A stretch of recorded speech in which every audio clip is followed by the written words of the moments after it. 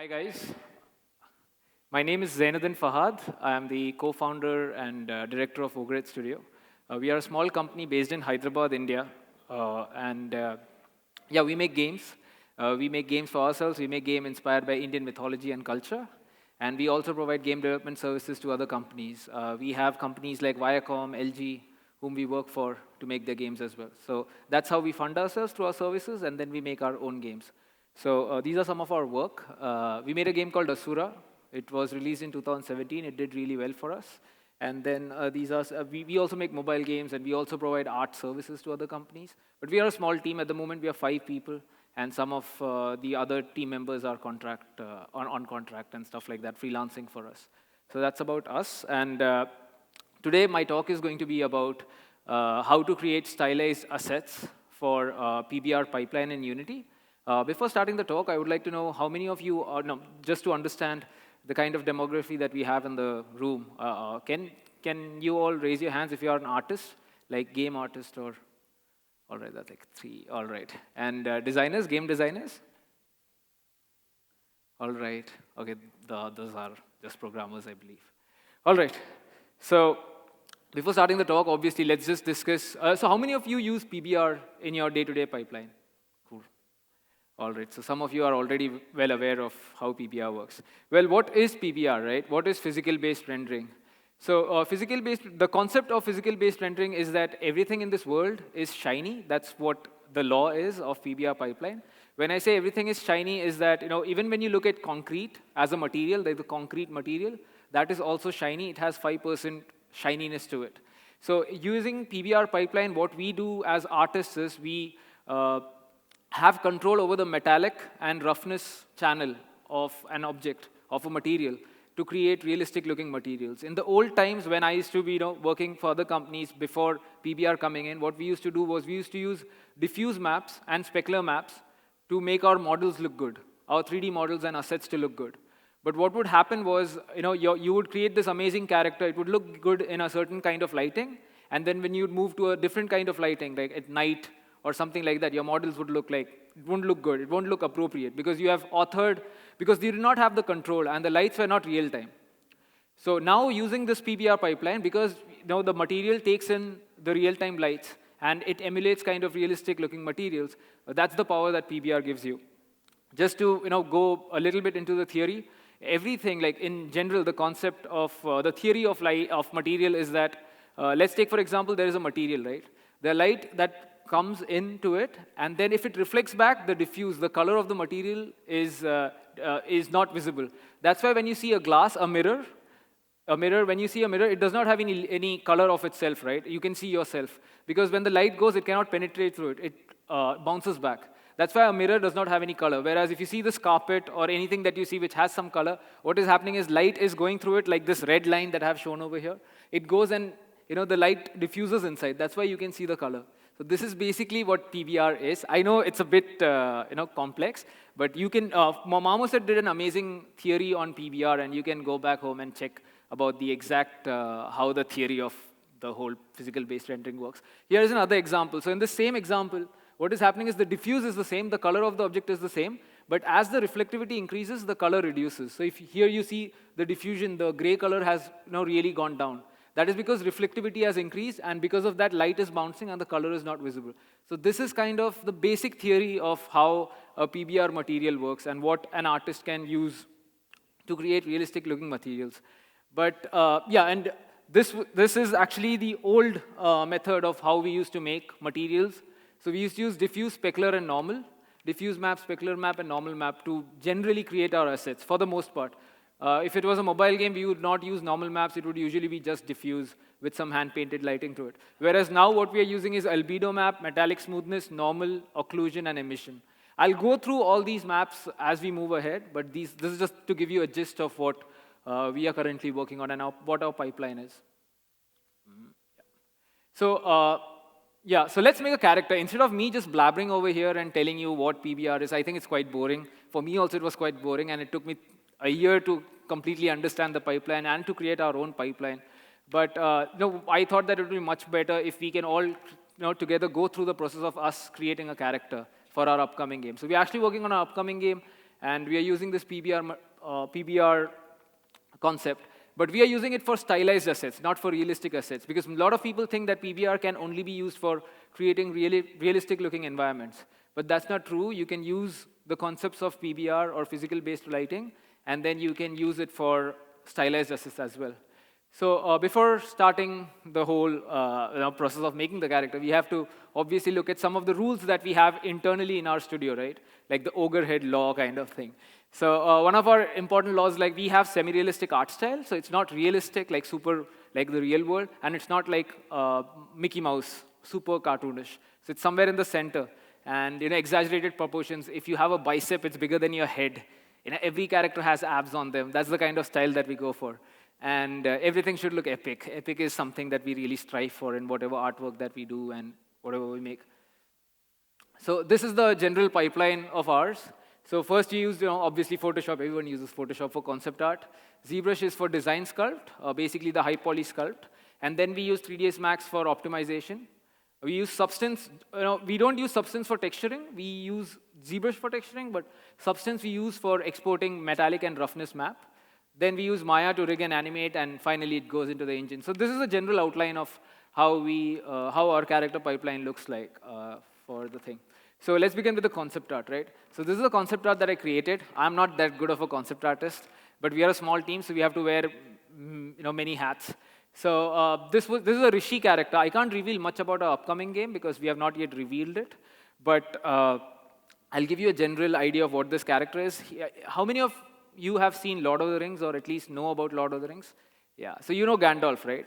So Gandalf is a Maiar, so he cannot have direct influence. If you read the books, he does not have direct influence over the real world.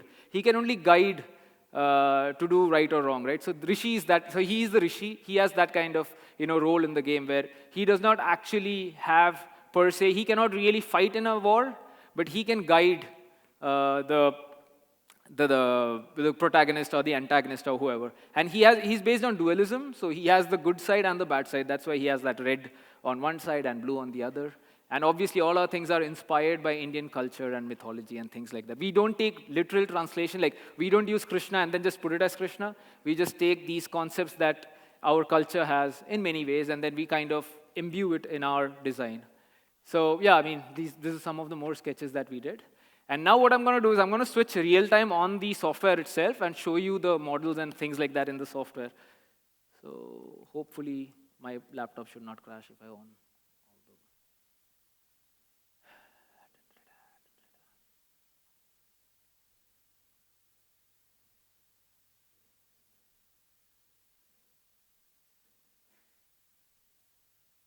And if you guys don't understand anything, or if you want me, you can ask the questions right now itself. I'm happy with that. I would love to have this as an interactive session, more than just me.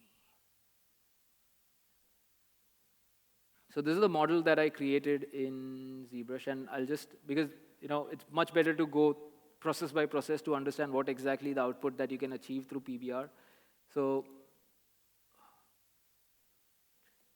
yeah, this is the same character. So one of the ZBrush can be used for multiple things, but for our style, some of the key guidelines that we follow is obviously exaggerated proportions. He's an old 42-year-old guy, but if you can see his biceps and his pecs and everything is like super, super exaggerated or defined. And everything is super thick, right? Like, for example, if he has a cloth, the cloth is as thick as a metal. That's the kind of style that we go for because our camera angle is again on top and from far away. So we want everything to be much more visible even when we are far away. And another thing is like, since we are going for the stylized art style, when we have micro details, what happens is things get blurry and it does not look that good, according to me. So what we do is we need to have all the details much more elaborate, much more exaggerated, and that's what we go for. And another thing is no micro details, of course, and nothing has to be 90 degrees. So everything should follow the 45-degree rule. What I mean by that is if there is any emboss, that is happening, what I mean by emboss is, like, for example, there is this object that is coming outside. It should not come outside 90 degrees because what happens is normal map does not, you know the concept of normal map, right? So normal map does not bake if it's 90 degrees because it can't project. Light does not reflect over it. So one of our rules is no matter how how much emboss is there, we always make sure that it's 45 degrees angular, so that the details are much more visible, even when you're seeing the character this small or like this. And yeah, that's some of the guidelines. And I use ZBrush to do the texturing as well. So this is where all the texturing also happens. We do not touch Photoshop for texturing. Basically, we polypaint it. So I paint the textures on the mesh itself and then just export it using XNormal.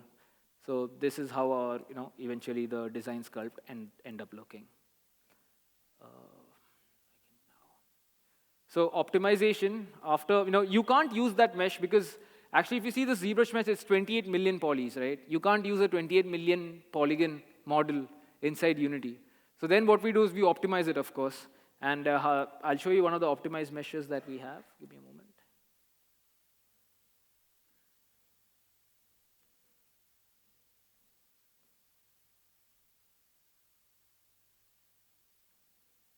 So this is the FBX viewer. So what we do is we again go back to Maya or Max. I personally use Max, and then I create the topology on top of that character to make it low poly. And this is what the in-game mesh, the model, just the model without the textures look like.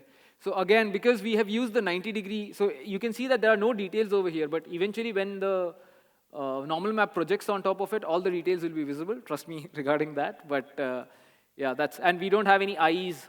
All those details are being projected through normal maps and other maps that we have. So this is the kind of low poly optimization that we follow.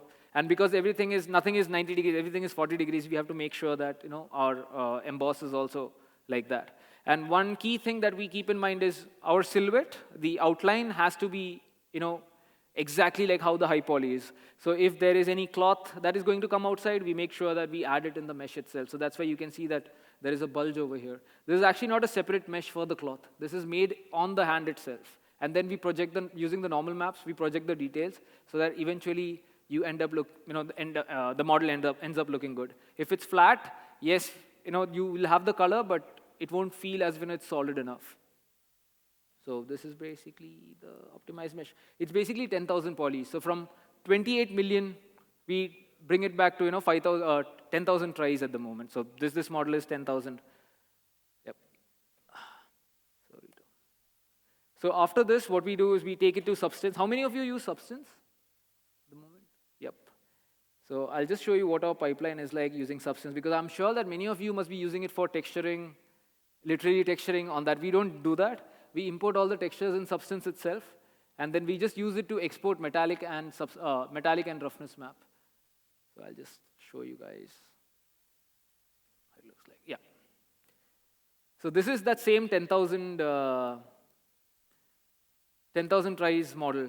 This is not the the 20 million model. This is all the details being projected on the low poly model itself. So like I said, because we have made the shapes outside the body, it's still, you can see that the projection has been done properly. And, these characters are not going to be shown in the game much. It's not, the camera is quite far from the character, so this is the kind of distance that will be there. So I think that's good enough for the kind of game that we are making. So basically what we use Substance for is, if you can see, I'll show you the layers.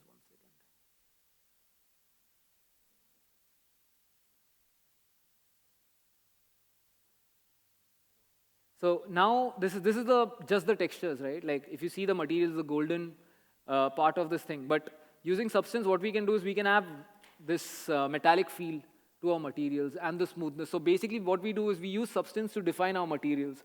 And that's where you can actually show the PBR complete power, right? Like if you've played Asura or Torchlight or any hand-painted game, that's one thing that I don't like about hand-painted textures, are that it always looks good in a particular kind of lighting. Whereas in PBR, because all the highlights are happening real time with real lights, even if you go into light, if your game is set in a night mode and then in the day mode, in both the modes, it's going to look good.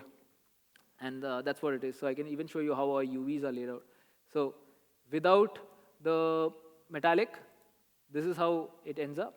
And with the metallic, that's how it is. Same for the gem itself. So you can see there is a bit of highlight over here that is popping out, right? So usually what I used to do for previous games where these highlights were textured on the gem itself, like on the texture itself. So no matter where the light is coming from, it would always be like that kind of highlight over there. But I'll just show you. So without, if you see this purple gem, now it's without any metallic. So it does not have any love to it. Now with this thing, it has a bit more love to it. So that's what substance can be used for. Yep, so that's why we use substance. And so just the metallic and roughness. And if you've used the standard shader, you might have noticed that, how many of you use standard shader in Unity? Standard shader. So the metallic smoothness, did you understand, like when you started using Unity has this weird metallic smoothness pipeline, right? Like in the beginning, it was all like, I couldn't understand what the hell was happening, because usually you have your roughness map, you have your metallic map, you input the maps accordingly, and then you get your model. But in Unity, we use the metallic smooth. Either you can use the metallic smoothness, or you can use the metallic specular. So we use metallic smoothness. So I'll just give you a brief example of what I'm talking about, because I understand. So let me just open a metallic map and how it looks like. I'll just show you.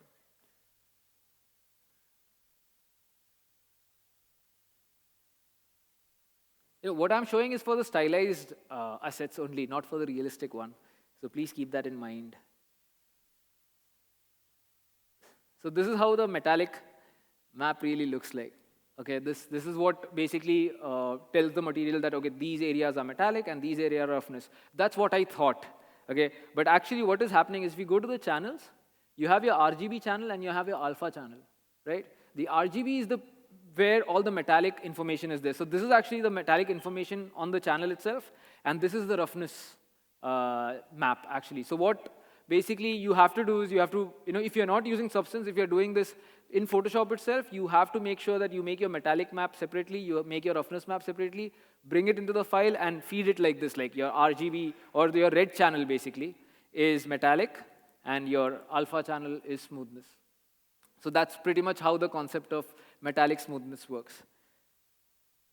And if you want to see our textures, so some of our texture philosophy is no micro details again, no kind of minute details like fabric pores or fabric creases or things like that. It's pretty simple. And what we usually do is, this is the color map. This is the normal map. Give me one moment. So this is the base color. This is basically what you saw in ZBrush, which I textured. This is how it looks in ZBrush. What we do is we make an occlusion, and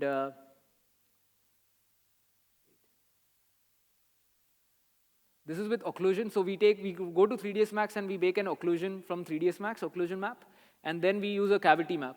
So this is how eventually the textures look for, again, because usually when using PBR pipeline, you should not have lighting information in your albedo, which is your diffuse map. It should all come from your lighting and things like that. If you're going for a realistic art style, right? The albedo map just has the color of the material. Whereas because we are going for this stylized look where things are a bit more exaggerated and I need control over the crease of the cavity and everything, what we do is we kind of give a hint of how the light will look like if it's in a top-down angle. So we make occlusion, we make a cavity map using normal map, and then we just overlay on top of it, and our texturing is complete. So it's very quick. We can do this in like half a day, and the texturing work is done. So the pipeline is quite fast as well as a small team for us. Same thing for this thing. Nothing, I have not authored it in Photoshop at all. I have not painted it in Photoshop at all. Only the colors have been filled, brought to 3ds Max, baked in occlusion, baked cavity, and then overlaid on top of it. And now for the final piece, I guess. If I'm not mistaken, I'll just open Unity.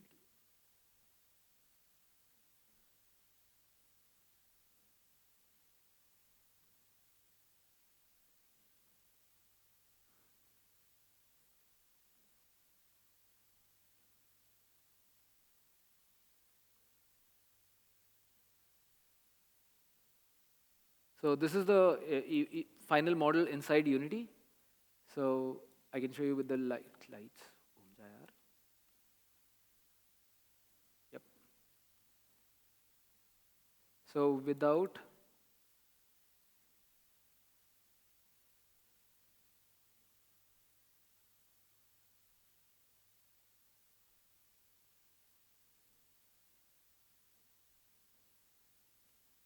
So I'll show you the difference. Like when we used to use diffuse map, how would it be? And since we are using PBR, what are the differences? Give me a moment.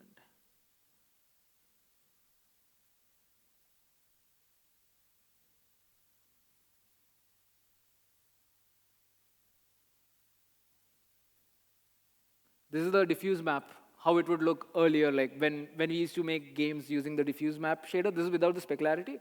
But then this is how it would be. No matter what the lighting is, you can't see any reflection, you can't see any highlights of the material. This and the body has the same material definition. And the gold part and the body part also has the same material, right? Whereas now using the standard shader,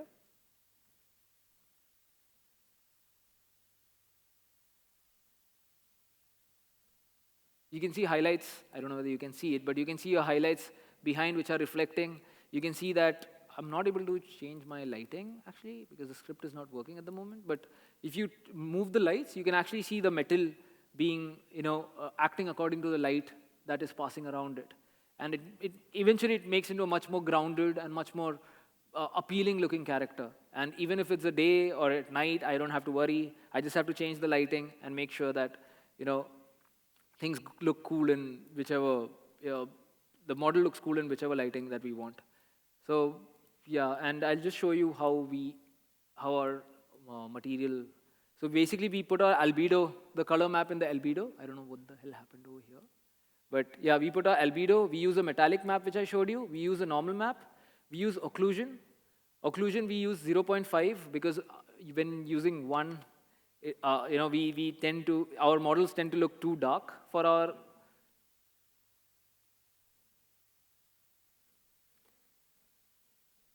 I'll show you without the occlusion also.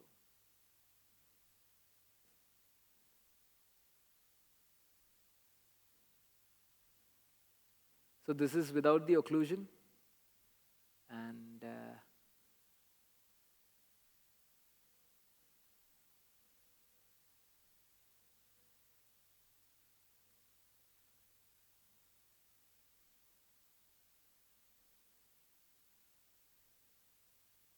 yep, you can see, right, the metallic of this material. I hope you can see this. So this is without the metallic, and this is with the metallic. So you can see that the material gets much more defined using the metallic and the smoothness map that we use. And yeah, that's pretty much how we are making a character. And we also use emission map sometimes if we need eyes to glow or things like that. Basically what emission does is it completely ignores what your lighting information is, and if you want something to glow, you just have to fill that color in, and then it glows and looks cool. So yeah, that's pretty much how we make our characters, and that's what my talk is all about. And you can ask me whatever questions you would like.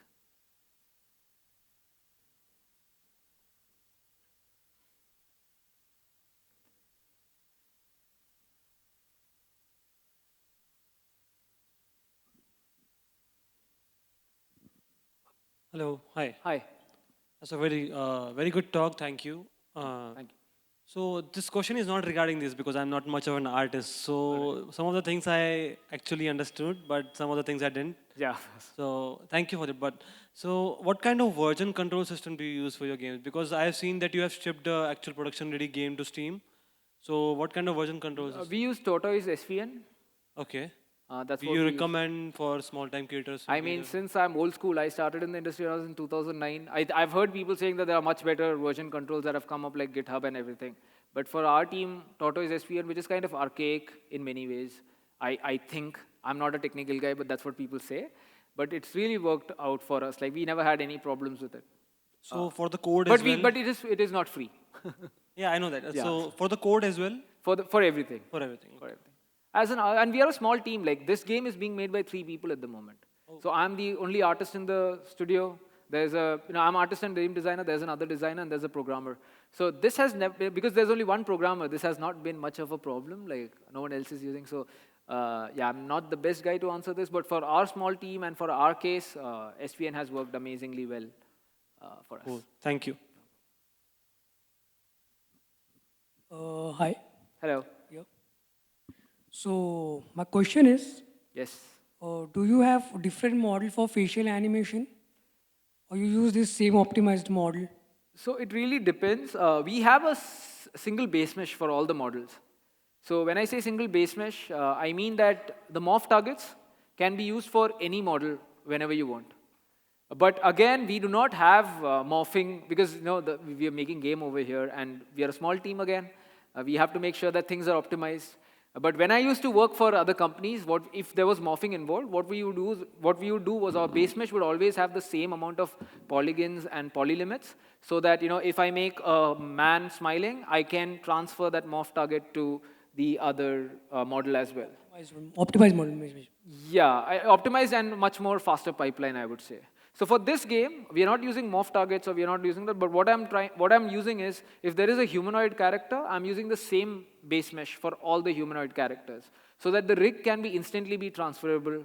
If the bone names are the same, I can transfer the rig. Like if I made this Rishi, and if he has let's say if he has a hit reaction animation, and the other character needs to have a similar hit reaction animation, I just have to make sure that, I just have to say in code that use the same animation. And if the bones are same, we can do that. But for morph target also, it's usually the same case. But since we don't really need morph targets in our game, we are not using that. Okay, thank you. No.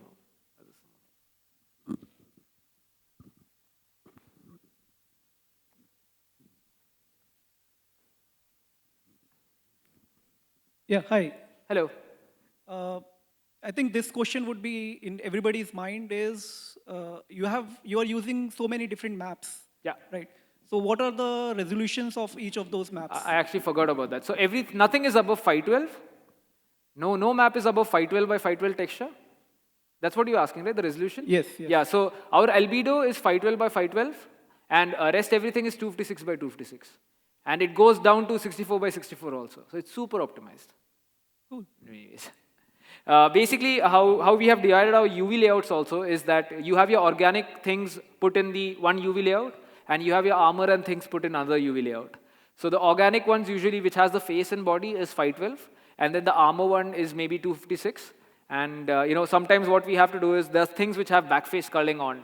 So we use it in a different UV layout so that that material can only have backface culling on, because we don't want so that it's optimized. So that's what we are using at the moment. That's our, yeah. Anyone else? Anything, you can ask me anything, not just this. Like if you have any doubts, just shoot. Yeah. Hi. Hello. I just want to know for the low polygon, which software you use optimizes Mac? So we use 3ds Max. I personally use 3ds Max. There is a huge fight between what is better, 3ds Max or Maya. I personally believe Max. But you can use whatever you want. The idea is like at the end of the day what you are good at. But I personally, I use ZBrush also, ZBrush retopology tool. Very boring, but I think it's extremely powerful. So I use that. But the general guideline is the same no matter. I mean, I can still use Maya if I want to, but I personally prefer 3ds Max.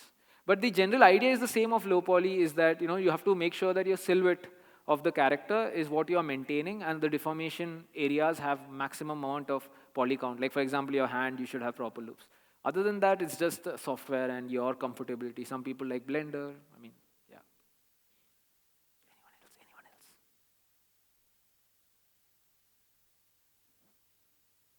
That's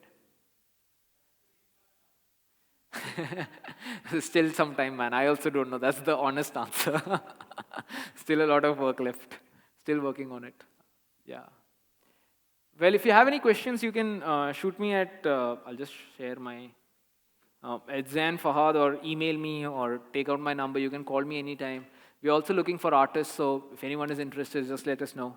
So yeah, I mean, that's what my talk was all about, and I hope you had a good time. Thank you so much.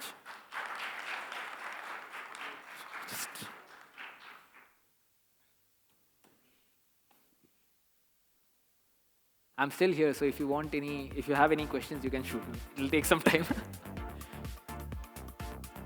Paint with, I'm not a rigger.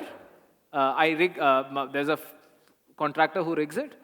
But how as in, it's just the same Maya. Like there's nothing different than other paint. We don't use any special things for that. But it's quite simple, and it's quite low poly. So things are not that complicated, even though sometimes I get feedback that my loops are not that good. But yeah, actually there was one feedback that I got like 15 minutes ago regarding the same thing that you're asking. So